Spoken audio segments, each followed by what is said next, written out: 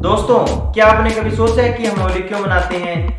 यह केवल रंगों का त्योहार है या इसके पीछे कोई और गहरी कहानी है? हजारों साल पहले एक ऐसी रात आई थी जब आग केवल लकड़ी नहीं जला रही थी, बल्कि वो जला रही थी एक राजा का अहंकार, उसका घमंड। और उस आग के सामने बैठा था सिर्फ 5 साल का एक बच्चा। आज की इस पूरी वीडियो में हम जानेंगे नरसिंह अवतार की पूरी कहानी, होली का दहन, रंगों वाली होली क्यों खेली जाती है और आज के समय में पर्यावरण और पानी की क्या सच्चाई है। तो अंत तक जरूर देखिए। बहुत समय पहले एक राजा हुआ हिरण्यकश्यप। उसने ब्रह्मा जी की घोर तपस्या की। ब्रह्मा जी प्रसन्न हुए। उसने अमरत्व का वरदान मांगा। जब अमरत्व का वरदान सीधा नहीं मिला तो उसने चालाकी से ये शर्तें रखी कि न मुझे मनुष्य मार सके, न पशु मार सके, न कोई देवता मार सके, न अस्त्र से, न शस्त्र से, न धरती पे, न आकाश में, न बाहर, न भीतर। जब ब्रह्मा जी ने उसे वरदान दे दिए तब उसे लगा कि अब उसे कोई नहीं मार सकता। तब से उसका अहंकार शुरू हुआ। उसने आदेश दिया कि अब पूरे राज्य में सिर्फ मेरी पूजा होगी। लेकिन उसकी सबसे बड़ी समस्या थी उसका ही पुत्र प्रहलाद, जो भगवान विष्णु का परम भक्त था। उसे डराया गया, समझाया गया और सिखाया गया कि उसके पिता ही भगवान हैं, लेकिन वह कहता कि नारायण ही भगवान है। राजा उसकी बात सुनकर बड़ा क्रोधित हुआ। उसे मारने का आदेश दिया गया। उसे जहर दिया गया, वह बच गया।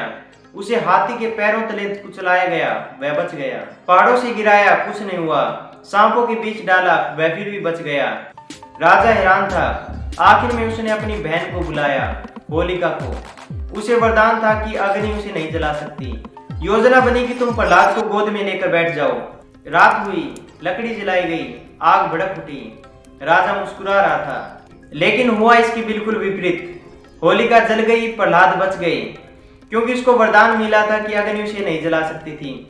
लेकिन वो वरदान था सुरक्षा के लिए, अत्याचार के लिए नहीं। इसीलिए होलिका दहन केवल लकड़ी जलाने का प्रतीक नहीं है, बल्कि अहंकार को जलाने का प्रतीक है। अपनी बहन होलिका की मृत्यु के बाद भी हिरण्यकश्यप का अहंकार खत्म नहीं हुआ। उसने प्रहलाद से पूछा, कहाँ है तेरा भगवान? प्रहलाद ने कहा, हर जगह। उनके पास एक स्तंभ खड़ा था। हिरण्यकश्यप ने पूछा कि क्या इसके अंदर भी तेरा भगवान है? प्रहलाद ने कहा, हाँ, इसके अंदर भी मेरा भगवान है। राजा ने गदा से स्तंभ पर प्रहार किया, स्तंभ फट गया। उसके अंदर से प्रकट हुए भगवान नरसिंह। नरसिंह क्या थे? आधे मनुष्य, आधे पशु।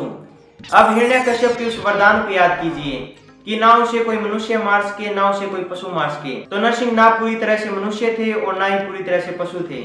समय क्या था? संध्या। ना दिन ना रात। स्थान दहलीज। ना वो अंदर था ना बाहर था। उसका वध हुआ नाखूनों के द्वारा, ना किसी अस्त्र से, ना किसी शस्त्र से। तो इससे हमें संदेश मिलता है कि अहंकार चाहे कितना भी चालाक क्यों ना हो, सत्य उससे आगे ही होता है। अब सवाल आता है कि होली अगर बुराई के अंत की कहानी है तो अगले दिन हम रंगों के साथ क्यों खेलते हैं? इसके लिए हमें जाना होगा ब्रज। भगवान श्री कृष्ण बचपन में माता यशोदा से पूछते थे कि माँ, मैं इतना सांवला क्यों हूँ और राधा इतनी गोरी क्यों है? माँ ने कहा कि जाकर राधा को रंग लगा दो, और वहीं से शुरू हुई रंगों की होली। अब आप समझिए कि रंग क्या है।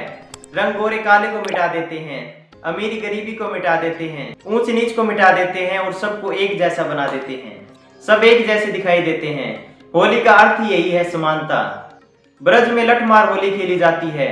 यह कोई हिंसा नहीं बल्कि प्रेम है। पुराने समय में रंग बनते थे टेसू के फूल से, हल्दी, चंदन, गुलाब से। ये सब औषधि भी थे। होली के समय मौसम बदलता और ये प्राकृतिक रंग हमारे शरीर को लाभ पहुंचाते हैं। रंगों का हमारे मन पर भी असर होता है। लाल रंग खुशी का, पीला रंग ऊर्जा का, हरा रंग शांति का और नीला रंग स्थिरता का। इसीलिए हम सब होली के बाद खुश और हल्का महसूस करते हैं। अब सबसे बड़ा सवाल है कि क्या होली पानी बर्बाद करती है? हाँ, अगर समझदारी से ना खेला जाए। लेकिन क्या होली ही पानी बर्बाद करती है? और क्या एक दिन इस त्योहार को ना मनाने से पानी की कमी पूरी हो जाएगी? क्या सवाल पूछने वाले उस समय भी आपसे सवाल पूछते हैं जब नल खुला रहता है, लीकेज हो जाती है, कार वॉश में बहुत ज्यादा पानी बर्बाद होता है, फैक्ट्रियों में पानी ऐसे ही बहता रहता है? केवल त्योहार के दिन ऐसा करना गलत है। समाधान क्या है? पाइप की जगह बाल्टी से होली खेलें, सूखी होली खेल लें। समस्या त्योहार नहीं है, समस्या तरीका है। दोस्तों, होली का असली मतलब क्या है? अहंकार को जलाना, सच्चाई के साथ खड़े होना, सबको बराबर मानना, गिले शिकवे मिटाना। अगर हमने एक दूसरे को रंग लगाया, दिल में नफरत रखी, तो वह असली होली नहीं है। इस बार होली पर किसी से गले मिलिए, किसी को माफ कीजिए, किसी को खुश कीजिए। और सबसे जरूरी है अपने अंदर के अहंकार को जलाइए, अगर असली होली खेलनी है तो इसी के साथ विदा लेना चाहूंगा। मैं हूं प्रमोद शाहपुरवाला। आप सभी को मेरी तरफ से हैप्पी होली। आप भी कमेंट में लिख दीजिए हैप्पी होली। मिलते हैं नेक्स्ट वीडियो में। अहंकार त्यागिए और खुश रहिए।